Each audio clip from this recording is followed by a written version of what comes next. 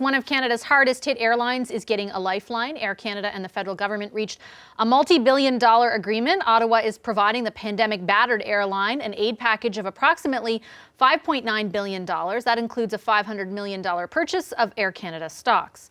In exchange, Air Canada has to restore suspended regional routes, protect the existing workforce of nearly 15,000 employees, and cap executive compensation at $1 million a year.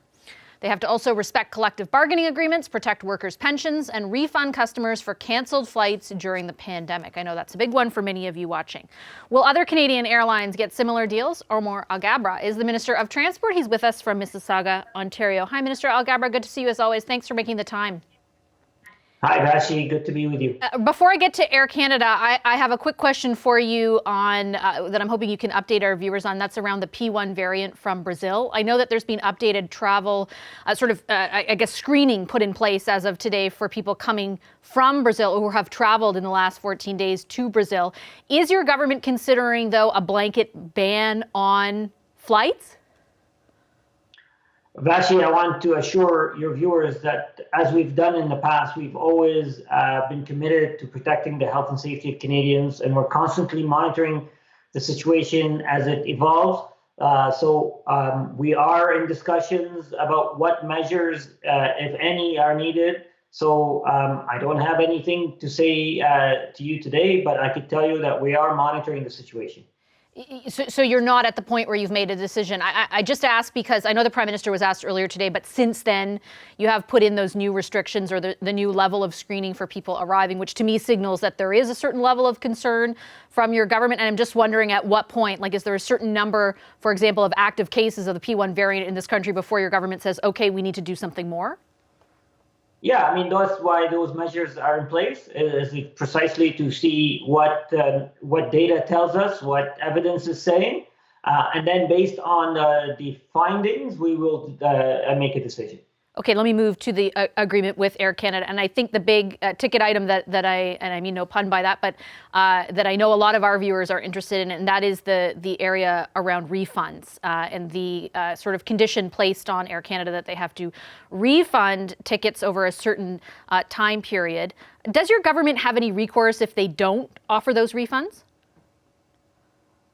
Vashi, these are the terms of the agreement. So the agreement in exchange for loans, Air Canada has to abide by these conditions. One of the loan facilities that have been provided is directly prepared for refund.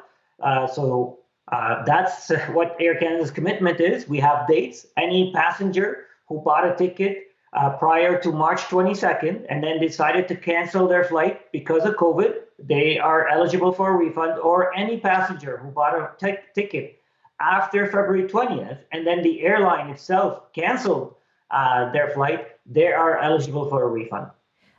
But I guess what I'm wondering is, and this comes from a line of criticism I've heard from passenger advocates towards the deal, which is, and I take your point that it's from this $1.4 billion kind of pot of money that the government is loaning for refunds. If in fact they don't end up offering refunds to everybody who falls into that category, and we've heard from so many who are like, does my vacation package count? That kind of thing.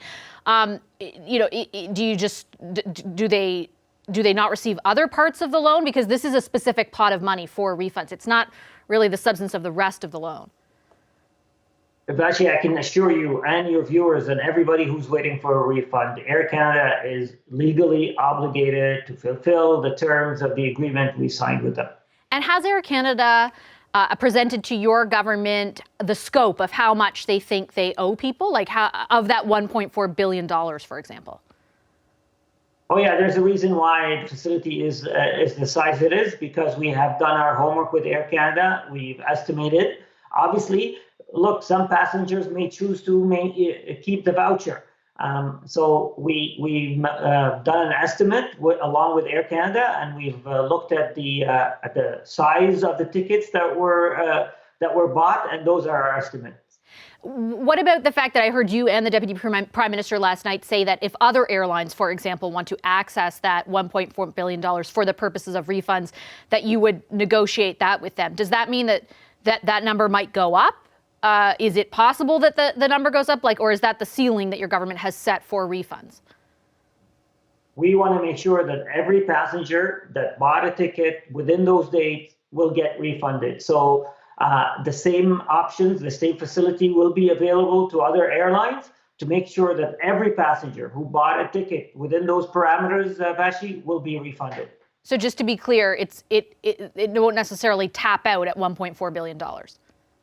I can assure you that every passenger who wants a refund, who bought these tickets within those parameters, will be refunded. So it's hard for me to give you an exact number of how many people will ask for a refund, but our commitment is to support every passenger who wants a refund to get it. Okay, another condition attached to this was around the level of employment that Air Canada has to maintain. It's supposed to stay at around, I think it's nearly 15,000 employees as of April 1st.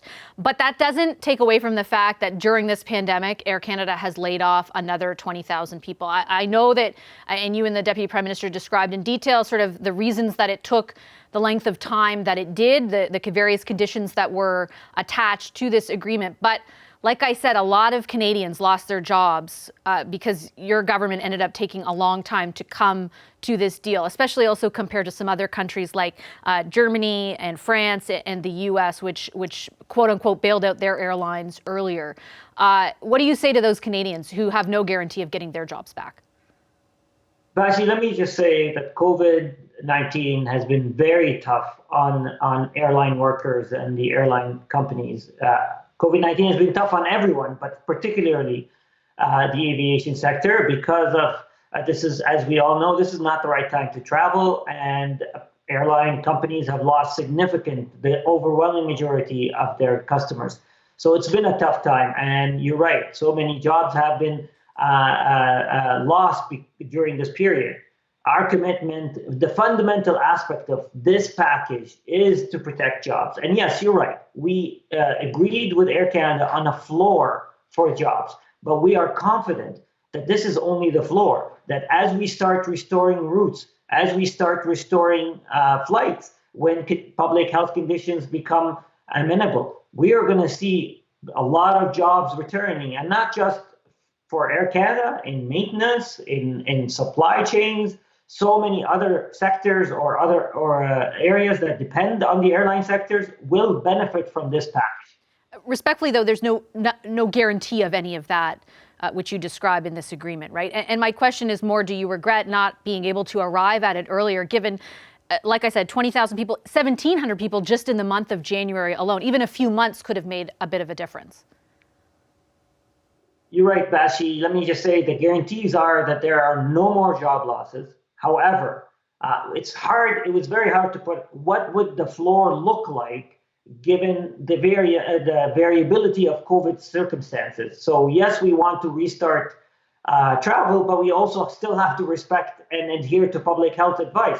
So you're going to see immediately, as of June 1st, with restoration of regional routes, you're going to see immediate jump in employment. You're going to see immediate job increases in other sectors that depend on the airline sector. It's hard to put a number on it right now because there's still a lot of moving parts, but we are very confident. And it was, in fact, an integral part of this agreement. I know some people are saying, why didn't we have a bigger number? We know there will be a bigger number. It's hard to predict what it's going to be right now, given public health conditions. Yeah, I understand that. I guess my point is only that for those, many pilots who, for example, reached out to us, they feel like there's no guarantee they'll get their employment back. But I understand. Just really quickly before I let you go, Minister, I do want to ask about other airlines. What is the holdup with WestJet? First, let me just say, in February, Sunwing got a similar deal under the LEAF program. Air Transat, it's been publicly known that we're currently in discussions with them. And WestJet as well, the Deputy Prime Minister said yesterday that we are in discussions with them. WestJet has its own unique set of circumstances that are different than Air Canada. We are in good faith having serious discussions with them as we speak, and I am hoping we can find a resolution and reach an agreement soon. What does soon mean? And again, my question was a bit more specific than that. What is the holdup with them? It's just a difficult negotiation, Vashi. I mean, Air Canada's negotiation took a long time. We wanted to make sure that we got the best deal for Canadians, for travelers, for the aviation sector, WestJet as well.